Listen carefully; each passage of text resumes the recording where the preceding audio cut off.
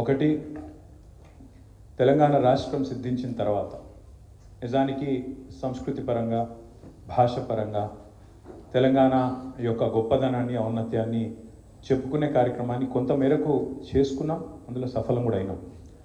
ఒక బతుకమ్మ పండుగను కానీ, బోనాల పండుగను కానీ రాష్ట్ర పండుగగా అధికారికంగా జరుపుకున్నాం. తెలంగాణ యొక్క సంస్కృతిని, తెలంగాణ యొక్క ఔన్నత్యాన్ని, తెలంగాణ భాష ఔన్నత్యాన్ని, యాస ఔన్నత్యాన్ని మన సిలబస్లో పెట్టుకున్న తెలంగాణ మహనీయుల చరిత్రను నిక్షిప్తం చేసే ప్రయత్నం చేసిన. అదే మాదిరిగా మన విశ్వవిద్యాలయాలకి తెలంగాణలోని గొప్ప గొప్ప నాయకులు, గొప్పవారి పేరు పెట్టుకున్న. ఉదాహరణకు ప్రొఫెసర్ జయశంకర్ గారి పేరు మన వ్యవసాయ విశ్వవిద్యాలయానికి పెట్టుకున్న, పివి నరసింహారావు గారి పేరుని వెటర్నరీ విశ్వవిద్యాలయానికి పెట్టుకున్న, కాళోజీ గారి పేరుని మన హెల్త్ యూనివర్సిటీకి పెట్టుకున్న, కొండా లక్ష్మణ్ బాపూజీ గారి పేరుని హార్టికల్చర్ యూనివర్సిటీకి పెట్టుకున్న. ఈ రకంగా ఆ ప్రయత్నం కూడా కొంత జరిగింది. అదే మాదిరిగా కొత్త జిల్లాలు ఏర్పాటు చేసుకుంటే కుమరం భీం పేరు మనం ఆసిఫాబాద్ జిల్లాకు పెట్టుకున్నాం, జయశంకర్ సార్ పేరు భూపాలపల్లికి పెట్టుకున్నాం. ఆ రకంగా కొంత చరిత్రని మరి వెలిగెత్తి చాటుకునే ఒక ప్రయత్నం. ఎందుకంటే తెలంగాణ పోరాటంలోనే ఇక్కడి కల్చరల్ రెనెసాన్స్ కూడా ఒక అంతర్భాగం కాబట్టి ఆ ప్రయత్నం కూడా జరిగింది. ప్రపంచ తెలుగు మహాసభలు రెండవసారి పెట్టుకుందే మనం కేసీఆర్ గారి నాయకత్వంలో హైదరాబాద్లో ఎల్బీ స్టేడియం వేదికగా 3 రోజులు ఘనంగా పెట్టుకొని ఎంతోమంది కళాకారుల్ని, కవుల్ని వారిని పిలిచి సత్కరించి రచయితల్ని గౌరవించుకున్నాం. సాంస్కృతిక సారథి పెట్టి ఆ సారథికి మరి ఒక అద్భుతంగా ధూమ్ధాం వ్యవస్థాపకుడుగా ఉన్న బాలకిషన్ గారిని దానికి చైర్మన్గా పెట్టి క్యాబినెట్ ర్యాంక్ ఇచ్చి అందులో దాదాపు ఒక 500 మంది కవులు, కళాకారులకు ప్రభుత్వ కొలువులు ఇచ్చి వారిని కూడా బ్రహ్మాండంగా తెలంగాణ చరిత్రను ముందుకు తీసుకొని పోయే క్రమంలో వారికి కూడా ఒక అవకాశం ఇచ్చింది కేసీఆర్ గారి నాయకత్వం.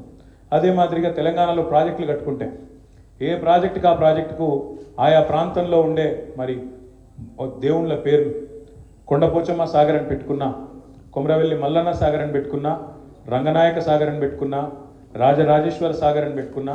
ఆ రకంగా మీరు చూసినట్టయితే సీతారామ ప్రాజెక్టు కానీ, అదే మాదిరిగా సమ్మక్క సారక్క బ్యారేజ్ కానీ, లక్ష్మీ బ్యారేజీ, సరస్వతి బ్యారేజీ, పార్వతీ బ్యారేజీ, ఈ రకంగా దేవుళ్ళ పేర్లతో ఎన్నడూ మనం మన పార్టీ నాయకుల పేర్లు పెట్టుకునే ప్రయత్నం చేయలేదు.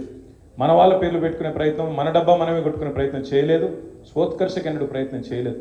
ఈ ప్రాంతం శాశ్వతం. ఎందుకంటే కేసీఆర్ గారు మాకు నేర్పిన సిద్ధాంతం ఒకటే, అధికారం శాశ్వతం కాదు, అధికారం శాశ్వతం కాదు, కానీ తెలంగాణ శాశ్వతం, తెలంగాణ చరిత్ర శాశ్వతం, తెలంగాణ యొక్క గొప్పదనం శాశ్వతంగా నిలవాలన్న ఒక ఆలోచనతోనే ఈ ప్రయత్నం చేసినాం తప్ప ఎన్నడూ కేసీఆర్ గారి పేరు పెట్టి ఒక కార్యక్రమం చేయాలనో, కేసీఆర్ గారి పేరు మీద ఇంకోటి చేయాలన్న ప్రయత్నం మేము ఎన్నడూ కూడా చేయలేదు. ఆయన ఇష్టం కూడా లేకున్నా కొన్నిసార్లు బలవంతంగా మేము పెట్టినాం.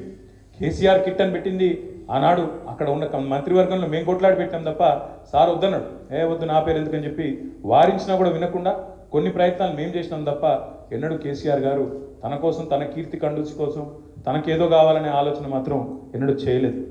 కాళోజీ కళాక్షేత్రం అని వరంగల్లో కట్టినా దాని తదుపరి ఇతర జిల్లాలకు కూడా కళాభారతి పేరిట నల్గొండలో కానీ, నిజామాబాద్లో కానీ కవులకు, కళాకారులకు, రచయితలకు, సాహితీవేత్తలకు పెద్దపీట వేయాలన్న ప్రయత్నం కేసీఆర్ గారు చాలా బలంగా చేసినారు.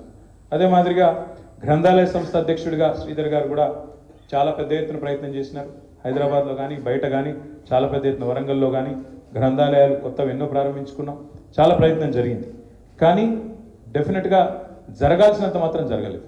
ఇంకా జరగాలి, ఇంకా బాగుండాలి అనే కోరిక ఏదైతే తెలంగాణ సమాజంలో ఉందో దాన్ని తప్పకుండా ముందుకు తీసుకొని పోయే ప్రయత్నం ఈ సందర్భంగా చేయవలసిన అవసరం ఉందని చెప్పి ప్రతి ఒక్కరు కూడా నొక్కి వక్కానించినారు. తప్పకుండా బాధ్యతను బీఆర్ఎస్ పార్టీ తీసుకుంటుంది. తీసుకొని వచ్చే సంవత్సరం నుంచి దీక్షా దివస్ నుంచి మొదలు పెడితే, అంటే నవంబర్ 29 నుంచి మొదలు పెడితే విజయ దివస్ దాకా, తెలంగాణ పోరాటం సిద్ధించి విజయం సాధించిన రోజైన 9 డిసెంబర్ దాకా 11 రోజుల పాటు ప్రతి సంవత్సరం బ్రహ్మాండమైన సాహిత్య కార్యక్రమాలు, బ్రహ్మాండమైన కార్యక్రమాలు చేసే బాధ్యత మేమే తీసుకుంటామని చెప్పి సందర్భంగా విజ్ఞప్తి చేస్తా ఉన్నాం. ఇదేదో ఈ సంవత్సరం ఒకటే కాదు, ఇక నుంచి ప్రతి సంవత్సరం ఈ 11 రోజుల పాటు విస్తృతంగా కార్యక్రమాలు చేస్తాం. దానికి పార్టీ తరఫున మరి రేపో ఎల్లుండో ఒక 2 డెడికేటెడ్ కమిటీలు కూడా వేసుకుంటాం.